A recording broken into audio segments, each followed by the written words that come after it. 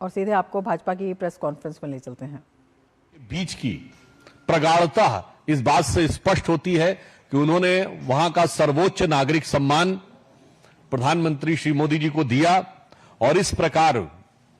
33 वैश्विक सम्मान पाने वाले मोदी जी भारत के ही नहीं संभवतः विश्व के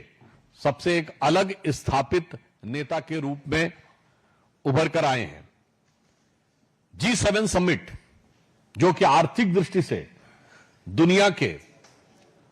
महत्वपूर्ण देशों की एक बहुत महत्वपूर्ण बैठक है, उसमें जिस प्रकार से भारत ने अपना महत्वपूर्ण स्थान प्राप्त किया है उसे आप ऐसे समझ सकते हैं कि नीस और पेरिस में जिस प्रकार समिट हुई उसमें एक स्पेशल ग्लोबल स्ट्रेटेजिक पार्टनरशिप हुई जिसमें कि कई देशों के साथ जो बायलैटरल टॉक्स थे वो प्रधानमंत्री जी के हुए। फिर भारत इनोवेट्स 2026 समिट हुई और महत्वपूर्ण बात यह थी कि इसमें भी समय निकालकर फ्रांस के राष्ट्रपति जो कि G7 समिट के मुख्य मेजबान थे उसके बावजूद वो भारत इनोवेट समिट में गए। और फिर पेरिस में वीवा टेक हुआ जिसमें भारत ने इस बार महत्वपूर्ण भूमिका निभाई और इसके साथ साथ अनेक देशों के राष्ट्राध्यक्षों से द्विपक्षीय वार्ताएं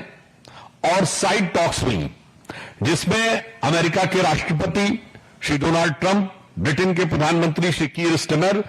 German chancellor Friedrich Merz, UAE के president Sheikh Mohammed bin Zayed Al Nahyan, Ukraine के president Shri Zelensky, Canadian prime minister Mark Carney, European council के प्रेसिडेंट एंटोनियो कोस्टा और यूरोपियन कमीशन की president Ursula von der Leyen थी। और इसमें महत्वपूर्ण बात यह रही कि डिफेंस और स्ट्रेटेजिक इश्यूज के ऊपर भारत के कई देशों के साथ महत्वपूर्ण कदम आगे बढ़े और अत्यंत महत्वपूर्ण विषय यह था कि कनाडा के साथ भारत का संबंध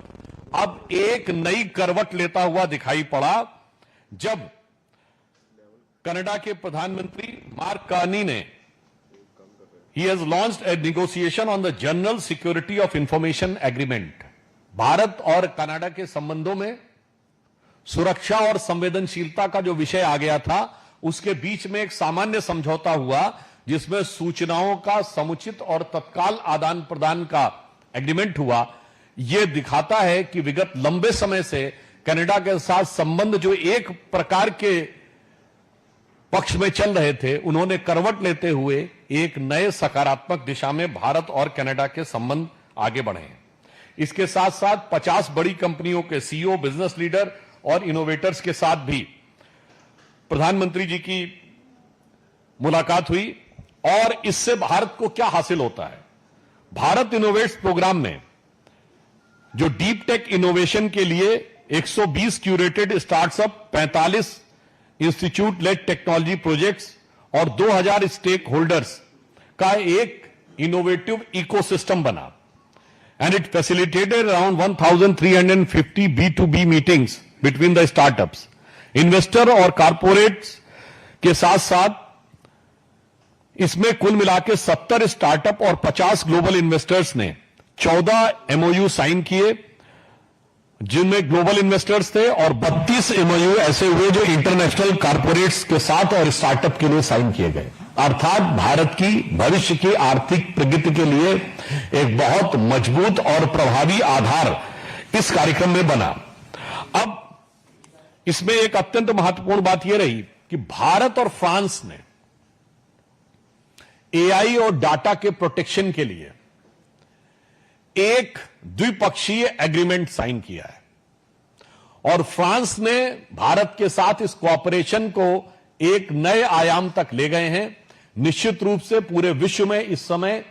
आर्टिफिशियल इंटेलिजेंस को लेकर जो प्रतिस्पर्धा चल रही है वो और स्वस्थ और प्रभावी होगी और भारत और फ्रांस मिलकर इसमें एक नए ध्रुव के रूप में उभर सकते हैं जो अभी तक एक या दो देशों तक ही सीमित मानी जाती थी। फ्रांस ने इसके साथ साथ भारत में एक एरोनॉटिकल स्पेस रिसर्च सेंटर और एक national skill development centre Kanpur में, उत्तर प्रदेश के कानपुर में स्थापित करने का निर्णय लिया है। इससे भारतीयों की एरोनॉटिक्स और स्पेस में स्किल में वृद्धि होने और इस टेक्नोलॉजी का ट्रांसफर फ्रांस के साथ होने में एक महत्वपूर्ण भूमिका निभेगी। इस बार पहली बार ऐसा हुआ कि G7 में भारत एक आमंत्रित देश है, परंतु भारत ने एक प्रस्ताव रखा। वो ये था कि international mobilisation for partnership for accelerating connectivity and trade impact, यानी भारत ने जैसे आईमेक बना था जिसमें India Middle East economic corridor, उसी प्रकार से G7 देशों के बीच में international mobilisation partnership for accelerating connectivity and trade impact का प्रस्ताव रखा, जिसमें कि सभी देशों ने रुचि दिखाई। यानी पहली बार ऐसा हुआ जहां पर कि भारत टेक्निकली पूर्ण सदस्य नहीं है, फिर भी भारत इसमें एक लीड देता हुआ दिखाई पड़ा, जिसमें कि वो संबंधित देशों ने इसमें पूरी रुचि दिखाई। जो प्रधानमंत्री श्री मोदी जी के नेतृत्व में भारत किस कुशलता और दक्षता के साथ विश्व के बड़े बड़े देशों का विश्वास प्राप्त करता जा रहा है, यह उसका प्रमाण दिखाई पड़ा। और इसके साथ साथ अगर हम देखें तो भारत और अमेरिका के बीच के संबंध भी जो विगत करीब 1 वर्षों से जिनको लेकर कई प्रकार की आशंकाएं थी, उनमें भी एक सकारात्मक और उत्साहवर्धक परिवर्तन और संकेत दिखाई पड़े, और जिसमें कई देशों के साथ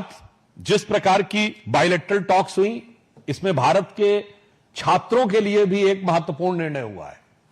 क्योंकि फ्रांस ने अब यह निर्णय लिया है कि science, technology, engineering and maths stem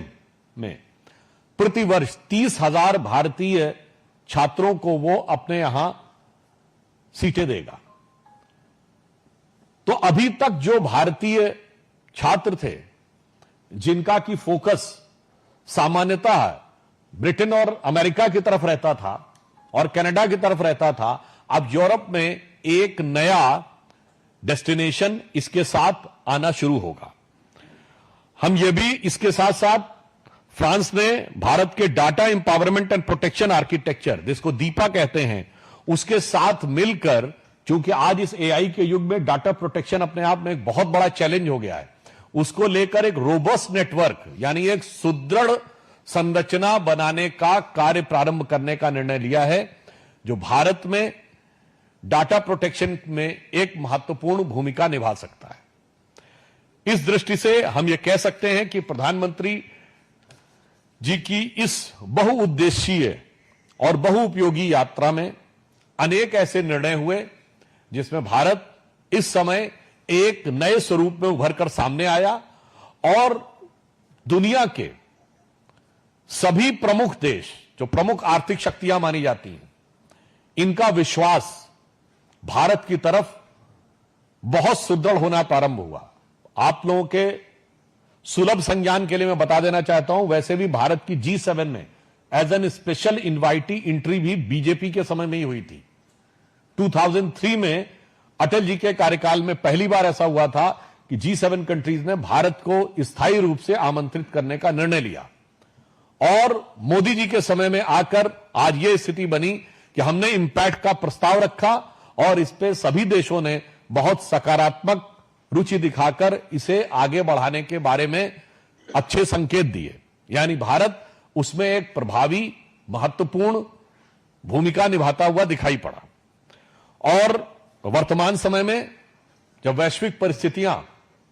बहुत चुनौतीपूर्ण हैं और उसमें कुशलता के साथ कैसे मार्ग प्रशस्त किया जा सकता है, उसको प्रधानमंत्री जी ने कुशलता के साथ यह करके दिखाया है, जिसे हम कह सकते हैं ना, श्रुतं चैवत कंटकाकीर्ण मार्गम स्वयं सीकृतम न सुगम कार्येत। अर्थात कंटकाकीर्ण मार्ग के बीच में से, कांटों से भरे हुए मार्ग के बीच में से भी सुगमता से रास्ता निकालने की दक्षता भारत ने दिखाई है। तो मैं कह सकता हूं कि इस यात्रा में भारत की आर्थिक प्रगति, अब आप ये समझिए, वीवाटेक में भी जिन कंपनीज ने भाग लिया, तो भारत की टेक्नोलॉजिकल प्रगति, नई टेक्नोलॉजी जैसे एरोस्पेस और स्किल डेवलपमेंट में भारत के लिए नए आयाम, और सभी G7 देशों के साथ भारत का स्ट्रेटेजिक, डिफेंस और इकोनॉमिक कोऑपरेशन सुदृढ़ता के साथ बढ़ना, और पूर्वी यूरोप में स्लोवाकिया जैसे देश के साथ एक महत्वपूर्ण संबंधों की नई दिशा में आगे बढ़ना, यह एक बहुआयामी उपलब्धि है जिसे आज भारत ने इस रूप में स्थापित किया है और प्राप्त किया है। इसलिए हम यह कह सकते हैं कि इस समय जब दुनिया में सभी देशों में और जितने बड़े बड़े ब्लॉक हैं, विश्वास की कमी नजर आ रही है, तो इसलिए प्रधानमंत्री जी ने कहा कि बहुत कुछ संबंध विश्वास के ऊपर चलते हैं। तो भारत एक विश्वसनीयता के प्रतीक के रूप में उभर कर सामने आ रहा है। और प्रधानमंत्री जी ने यह भी कहा कि ये जीडीपी के जो डाटा हैं, इसे केवल एक ठंडे सामान्य आंकड़ों के रूप में नहीं देखा जाना चाहिए, यह भी देखना चाहिए कि यह विकास किस रूप में हो रहा है, किसके लिए हो रहा है और किस प्रकार से प्रभावी हो रहा है। तो हम ये कह सकते हैं कि